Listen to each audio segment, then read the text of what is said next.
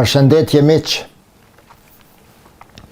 Në një nga videot e mia të fundit kam folur për grushtetet në Turqi e me theks të posaçëm për grushtetin e kohës së Adnan Menderes, ish kryeministër i Turqisë. Grushtet ky që rezulton me varjen e Adnan Menderesit dhe me burgosjen me burg të përjetshëm të Xhelal Bayar, që ishte presidenti i të ret me radh i Turqisë, i pari Ataturku, i dyti Ismet Inönü dhe i treti Xhelal Bayar. Një ngjarje e tillë pati ndodhur me 27 maj të vitit 1960. Një grushtet tjetër me pasoja katastrofike edhe më të mëdha realizohet më pastaj nga një general shqiptar, nga Kenan Evreni, që atë botë ishte shef i shtatmadhërisë së ushtrisë turke, kryekomandanti i armatës turke. Ngjarja ndodh me 12 shtator të vitit 1980, do me thënë 20 vite pas grushtetit kundër Adnan Menderesit. Tema e sant me këto nuk është historiku i grushteteve, por e pashtë arsyeshme t'i përmendi dy të paret, sepse ajo që do t'a shpjegoj tani e tutje dhe që ndërlidhet me një histori të re të Turqisë, ka të bëj edhe me grushtetin që do t'a përmendi pas pak. Fjala është për atë që ndodh me 28 shkurt të vitit 1997. Njeriu i cili e realizon grushtetin e kësaj date ishte shefi i shtatmadhërisë së ushtrisë turke atë botë, Ismail Hakkı Karadayı. Materialet të cilat do t'i dëgjoni këto nuk janë materiale vetëm të nxjerra eventualisht nga ndonjë arkiv, apo të lexuara të gjitha në analiza të ndryshme, apo të dëgjuara në emisione dhe debate. Jo, një pjesë e atyre që do t'i dëgjoni në këta minuta janë copza nga përvoja ime personale, sepse në vitet e 90-ta unë gjindesha në Turqi për studimet e mia postdiplomike. Për te i kësaj, si një qytetar që po jetoja atje, ngjarjet të cilat ndodhnin dhe po ndodhnin para grushtetit ishin të njohura për mua më shumë se tek të tjerët, edhe për shkak të punës të cilën po e bëja. Përveç studimeve të mia në rrafshet për të cilat kisha shkuar që të studioj, mbaja kontakte, mos të them të vazhdueshme, të her pas hershme, biseda të her pas hershme me njerëz të niveleve të larta mendikim në politikën turke, si dhe me njerëz të fuqishëm dhe me grada të larta në armatën turke. Pse ndodhte ajo?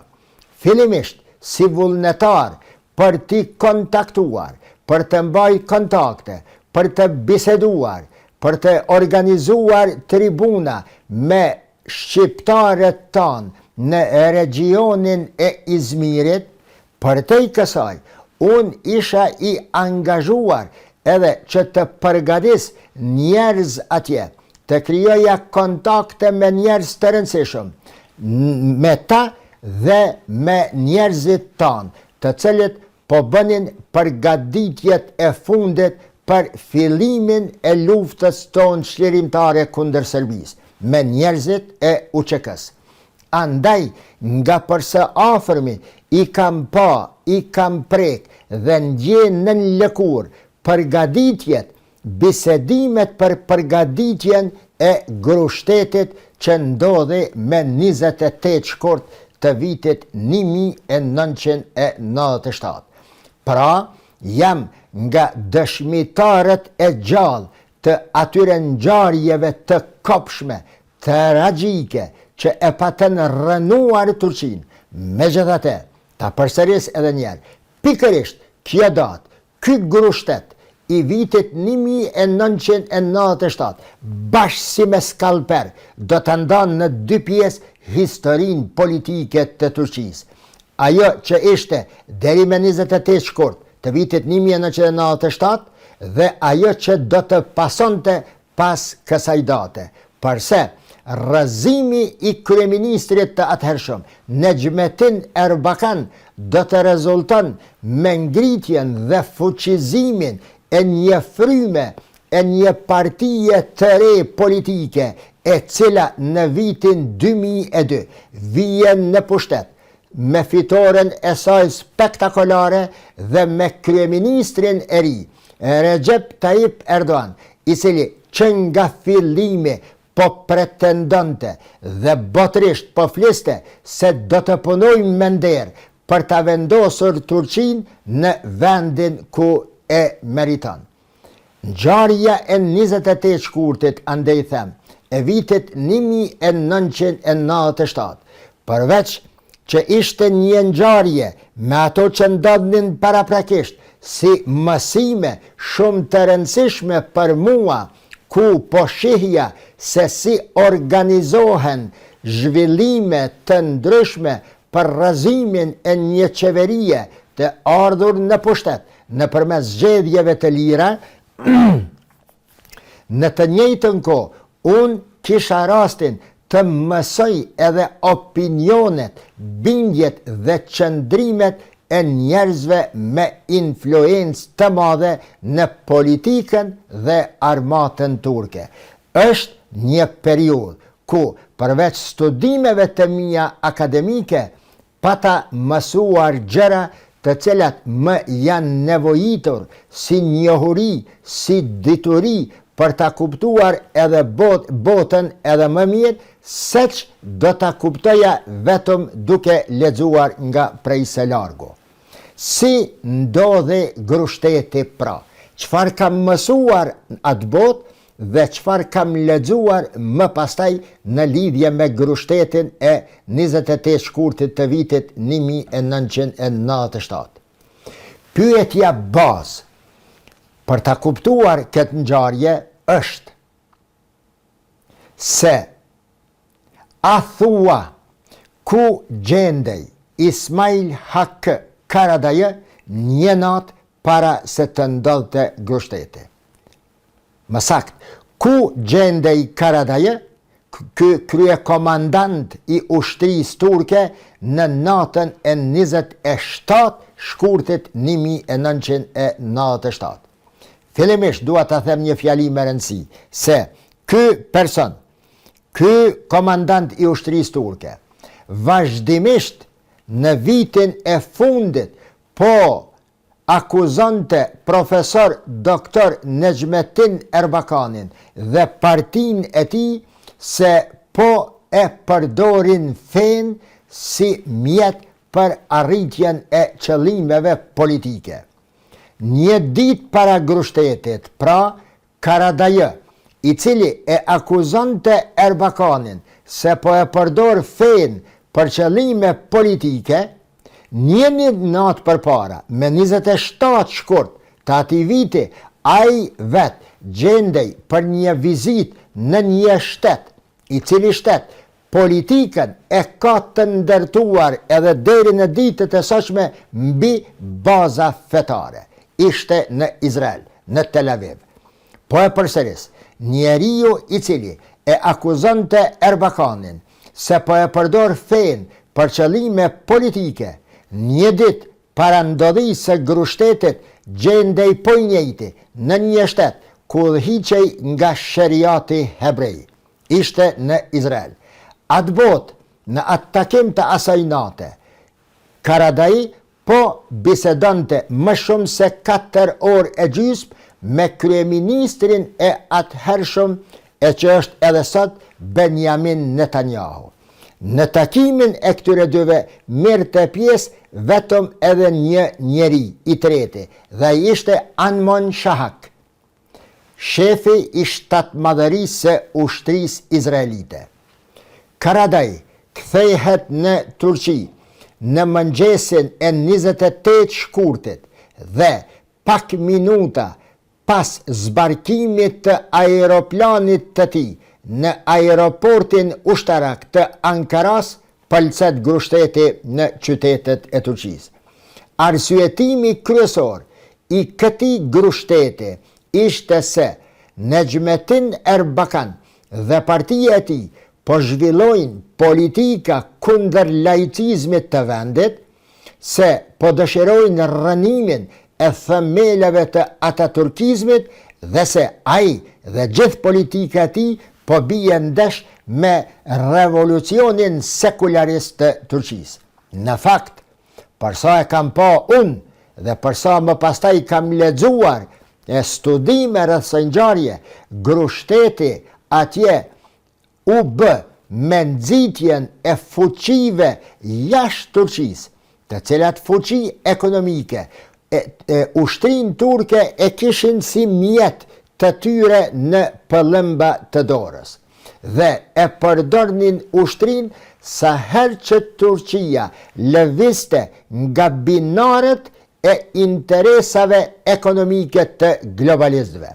Pra, shkaku kryesor i grushtetit të 28 shkurtit të vitit 1997 nuk ishte islami politik i Erbakanit siç pretendohej, por ishte pikërisht paraja, ishte ekonomia. Ju mund të pyetni si ashtu, ju tregoj.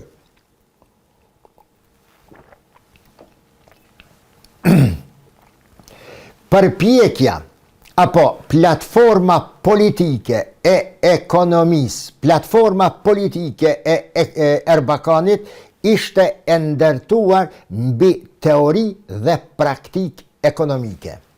Ai vazhdimisht fliste, deklarante, shkruante se përderisa Turqia nuk lirohet nga laku që ja kishin vënë në fyt fuqit ekonomike globale, Turqia kur nuk mund të lëvizë përpara nga vendi ku ishte ngulfatur. Ai bënte thirrje vazhdimisht për krijimin e një rendi të ri botëror, i cili rend po ngulfat shtete dhe kombe të tëra. Këtë thirrje të Erbakanit më pastaj e përdor në mënyrën edhe kryetari i AKP-s Recep Tayyip Erdogan, kur thot se ky rend botëror do të merr fund dhe se kombet e bashkuara apo bota nuk është e krijuar vetëm nga 5 shtete, duke aluduar në 5 shtetet që kanë të drejtë përdorimin e vetos në Këshillin e Sigurimit.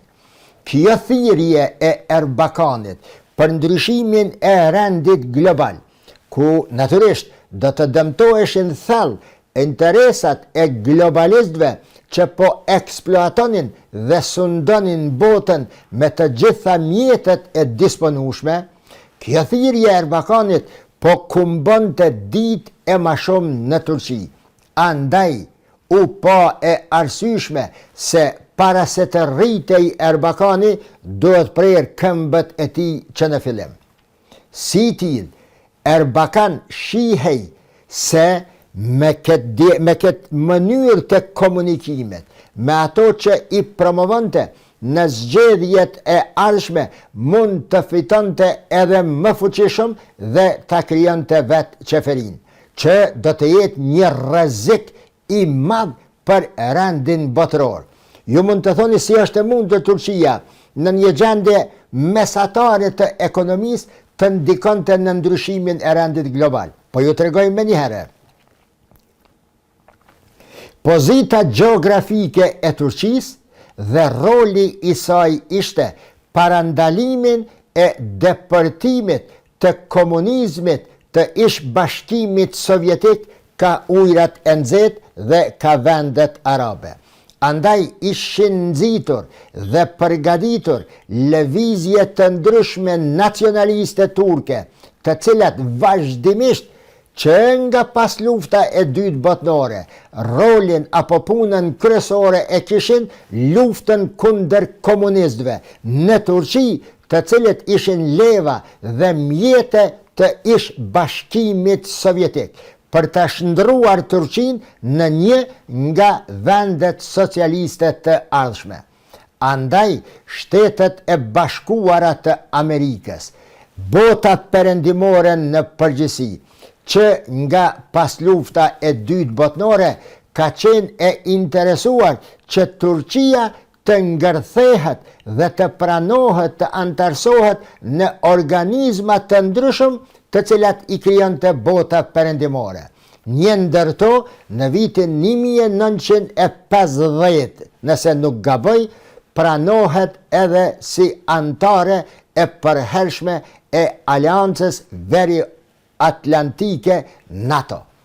Me antarësimin e Turqisë në NATO, të i kalohet sadopak rrëzimi i shndërrimit të saj në një shtet socialist dhe ku baraspeshat gjeopolitike të rajonit do të rretulloheshin dhe përmbyseshin 100%. Për këtë arsye, për shkak të pozitës së saj gjeostrategjike dhe për shkak të fqinësisë që ishte në kufi me Bashkimin Sovjetik, Turqia shikohej si një shtet i cili po nuk mbahet nën kontroll vazhdimisht, do të jetë rrezik për rendin global.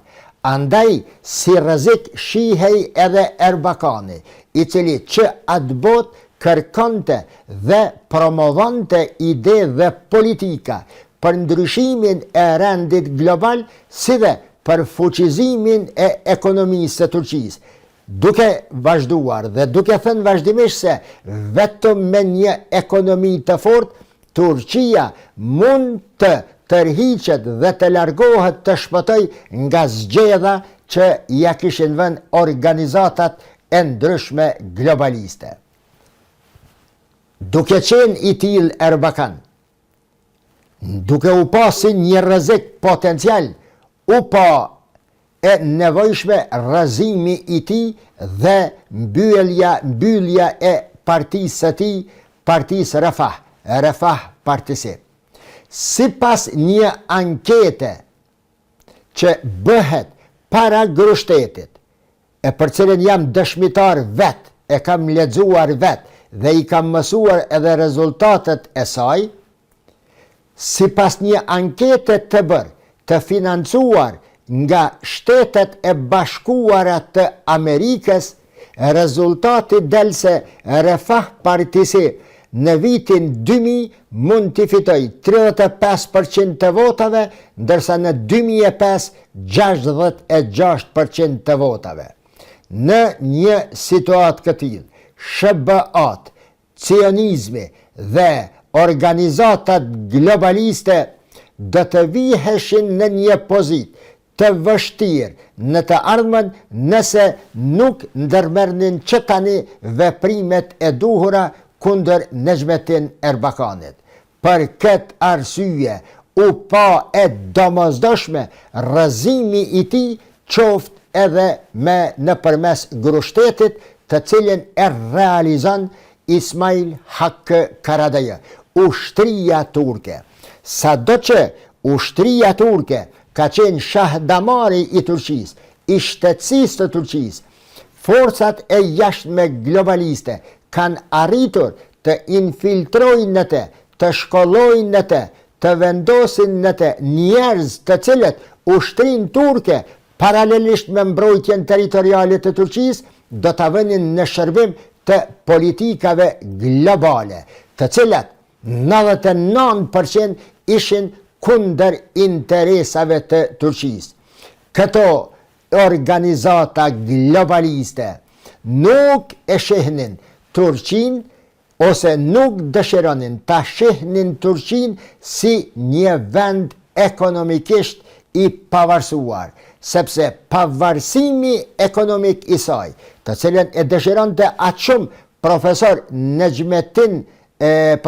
doktor Nejmetin Erbakan, do të ishte fillimi i ndryshimeve të konstelacioneve geopolitike dhe geostrategjike, jo vetëm në regionin e Turqisë, por edhe në Kaukaz, edhe në Azinë e Mesme, e sidomos në lindjet e mesme, dhe tani siç i shohim, jemi dëshmitar të asaj të cilën e dëshironte dhe promovonte Nejmetin Erbakan, dhe në të njëjtën kohë jemi dëshmitar të frikës se paskëshqen frikë e qëndrueshme e lëvizjeve dhe organizatave globaliste. Për rrëzimin e Erbakanit, presionet më të mëdha bëheshin pikërisht nga Izraeli, ku ishte një natë përpara grushtetit Ismail Haqqi Karadaje, dhe bëheshin nga NATO. Prandaj grushteti realizohet. Ata të cilët e realizuan grushtetin një kohë të gjatë para tij, pra po them jam dëshmitar i aty në ngjarjeve, vazhdimisht e përdornin maskën e fytyrës së Kemal Ataturkut. Njerëz të tërë, të ardhur nga jashtë, të cilët po vepronin edhe në ekonominë turke brenda Turqisë, kishin lidhur aleanca, partneritete dhe kumari me njerëz të fuqishëm turk brenda Turqisë. Këtyre aleancave ju bashkohen sidomos njerëzit e medjave, jurist të njohur, prokuroror, gjyqtar dhe shoqëria civile, të cilët paguheshin me shuma marramense, vetëm që Turqia të ishte vazhdimisht nën kontrollin e jashtëm. Nëse atë botë, në vitet e 90-ta, nëse dikush bënte diçka që binte ndesh me politikat ekonomike globale, mediat e kishin detyrë që ta linçonin aty për aty.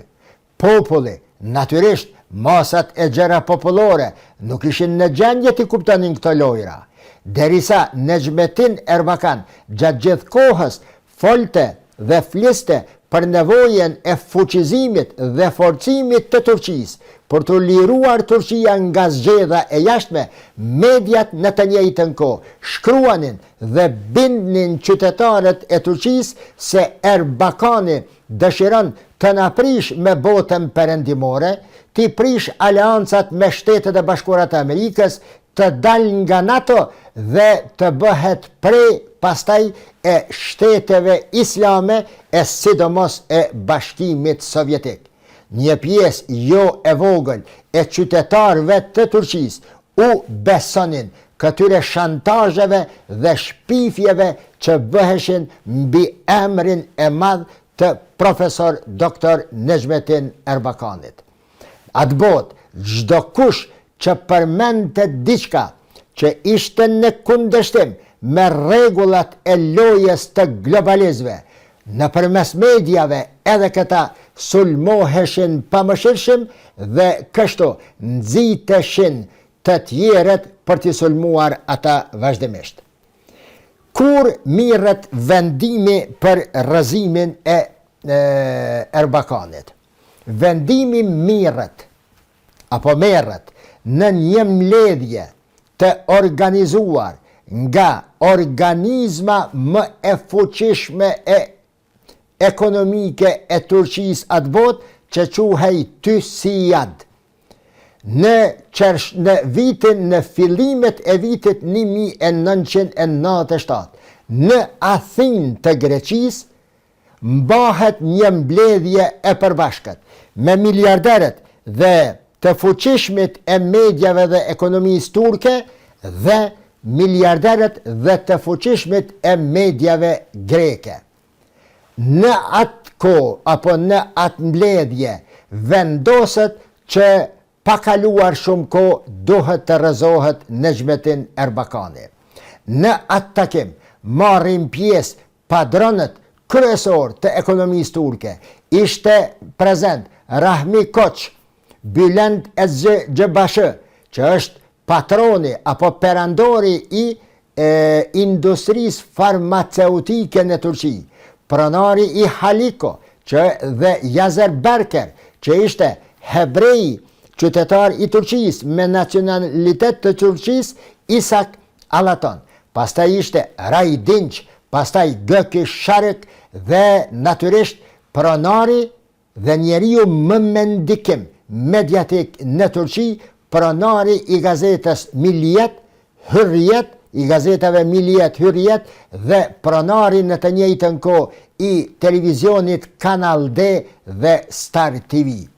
Të gjithë këta njerëz merren vesh se është e detyrueshme rrëzimi i Erbakanit. Më pastaj, ambasadori zbulohet se ambasadori i shëbave në Athinë atë botë, Thomas Miles, u kishte ofruar ambient në ambasadën amerikane në Athinë, ku hajnë kafjal, e bëjnë mëngjesin dhe 4 orë para fillimit të mbledhjes, njerëzit e ardhur nga Turqia në kontakte sy me sy me grek dhe me amerikan po bisedonin për strategjinë e mbledhjes dhe asaj që do të bëhet më pastaj. Mirët vendimi që Aydın Doğan dhe Dinç Bilgin, 2 perandorët e medjave të Turqisë, posa të kthehen në Turqi, të fillojnë të shkruajnë në gazetat e tyre se është koha, momentumi më i rëndësishëm dhe i fundit për ruajtjen e vendit të Turqisë nga njerëzit që dojnë ta rënojnë Turqinë, e ndërta i pari është Necmettin Erbakan. E mbaj men shumë mirë atë kohë. Hürriyeti pati dal me artikullin kryesor, me titull me shkronja të madhe sa e gjithë gazeta, a gazetat e Turqisë kanë qenë bajagit mëdha, ku shkruan të Budefa ishi silahsız kuvvetler halletsin. Kësaj radhe punën le ta kryejnë forcat e pa armatosura. Fillon me njëherë një kampanjë e eger, friksuese, polarizuese dhe e neveritshme. Siç do ta pranojnë më vonë këta biznismen pjesëmarrës në ato takime në ambasadë atje dhe në takimin me grekët, siç do ta pranojnë më pastaj, ndoshta edhe të detyruar nga administrata e Recep Tayyip Erdoğan, flasin më pastaj në media se ata ishin të detyruar të vepronin në këtë drejtim për rrëzimin e Erbakanit, përndryshe do të rrëzoheshin dhe do të humnin çdo gjë që e kishin fituar në biznes në jetën e tyre. Do me thonë, Tysijat është në kulmi i themeluar i këtyre biznismenve dhe miliarderve të Turqisë, të cilët së bashku me ushtrin po mbanin nën kontroll çdo segment dhe çdo pore të jetës së Turqisë. Në kulturë, në sport, në armatim, në arsim, në politik, në diplomaci dhe në të gjitha rrafshet e jetës. E natyrisht, më së shumti dhe më së thellë i futnin hundet edhe në çështjet e dianetit, apo folur në përgjithësi në çështjet fetare. Kështu që nga dita kur kthehen ata njerëz në Turqi për 13 ditë rresht si dëshmitar, them sërish, Turqia u patishndruar në një vend me një atmosferë të zymt, ku secili kishte frikë nga secili. U patën organizuar mediat, universitetet me studentë në rrugë, sindikatat, gjyqësia dhe partitë opozitare kundër Erbakanit. Për çdo natë ka 2 minuta ndalej rryma në gjithë Turqinë. Dhe si shaj paknacije me qeverin dhe del në shesh pastaj slogani po rrëzohet laicizmi. Në këtë kohë, në emër të mbrojtjes së laicizmit, papritmas paraqitet një person, i cili më kujtohet si sot, emri i tij Müslüm Gündüz dhe pamja e tij e shëmtuar, që paraqitet si një sheh i një tarikati, i cili po udhëhiqte shpirtërisht një numër të madh miliona turq, i cili zihet në një vepër prostitucioni me një femër që quhej Fatima Shahin. Ajo femër më pastaj, vazhdimisht, edhe pas rrëzimit të Erbakanit, thuaj se çdo natë e kemi pas në për emisionet televizive, duke qarë, duke bërtit, duke nam, e duke paditur Müslüm Gündüzin se ja kishte marrë nderin. Më pastaj, së bashku edhe me një farë të ashtu quajtur hoxh, që quhej Ali Kalkanxhë, mësohet se që të tre ishin njerëz të mitit të Turqisë, i cili kontrollohej nga Turqia dhe në përmes të cilve po dëshirohej të diskreditohej shtresa islamike e qytetarëve të Turqisë, shtresë kjo që po e mbështeste shumë Necmettin Erbakanin. Gazetat dhe pronarët e medjave në fakt në Turqi ishin sundimtarët e vërtet të Turqisë. Ata krijonin opinione dhe në përmes tyre realizoshin projektet e jashtme të globalistëve. Shkruanin zi e mëzi se si do të rrëzohet shteti, si do të rrëzohet rendi kushtetues dhe në vend të saj do të vije sheriati. Gazetat vazhdimisht, mediat vazhdimisht dilnin me sloganin e radhës Sheriat geliyor, laiklik gidiyor. Sheriati po vije, laikliku po merr fund, po shkon. Një ndër mediumet të cilat më së shumti i frynin kësaj gjendje anti-Erbakan dhe anti-Turqi ishte Kanal D. E në të një i quajtur, një moderator, Uğur Dündar, edhe sot e keni në për rrjete sociale shkruan vazhdimisht kundër Turqisë e kundër Erdoganit, në emisionin e tij Arena, emision ky që po terrorizonte popullin e Turqisë, mbas edhe mua, si një njeri që po jetoja atë botë atje, me emisione makabër, shantazhues, frikëndjellës, që u pati shndruar televizioni Kanal D në një mosh cioniste e cila po lëkunte në themelet e saj Turqinë. Përveç Kanalit D dhe këtij Uğur Dündarit, emisioni Arena po vepronte edhe Show TV, me atë ftyrën e njohur atë botë në mediat apo lexuesin e lajmeve Reha Muhtar. Pastaj ishte Ali Brand me emisionin e tij Otuz ikinci gün, dita e 32, të cilët së bashku ishin promotorët e politikave anti-Erbakan. Mediat e shihnin të arsyeshme dhe të vepronin asisoj dhe për një mend ishin komandantët e ushtrisë pa armatosur, për të cilën ishte marrë vendimi të vepronte në takimin e Athinës.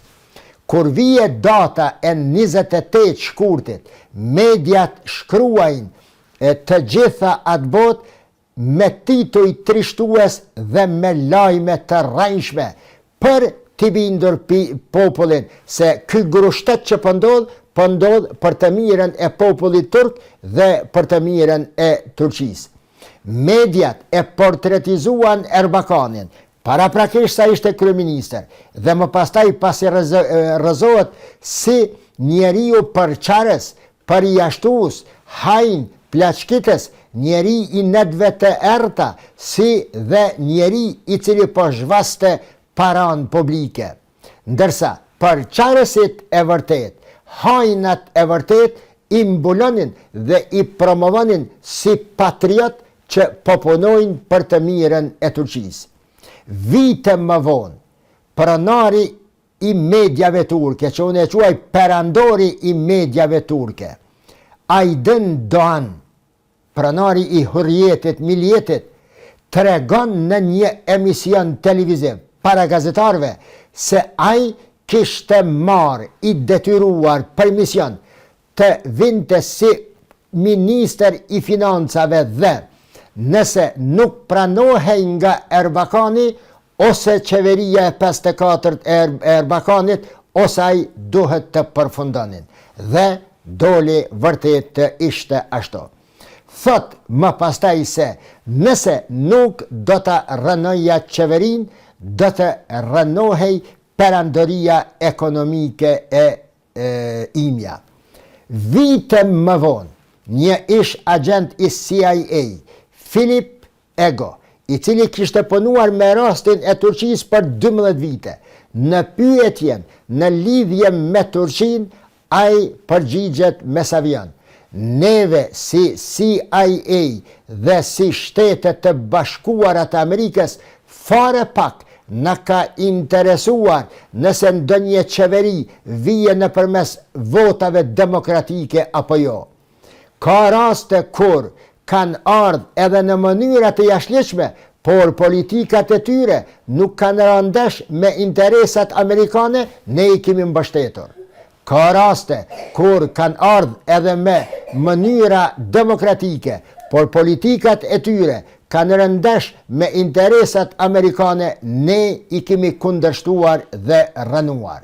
Bazuar edhe në këtë që po e them tani, bazuar edhe në që kam pa, e kam përjetu, kam lezu, dhe bazuar në gjithë historinë e Turqisë, e deri në vitin 1997, e sidomos deri në vitin 2002, ardhja e presidentit të tanishëm, atë botë kryeministër në pushtet, i jep fund periudhës në të cilën, siç thash në videon e kaluar, periudhë ku qytetarët e Turqisë, populli turk, po përdorej sikur mint dhe buklat në thesin e atij bujku në tren. Deri në një video të radhës, mirupafshim.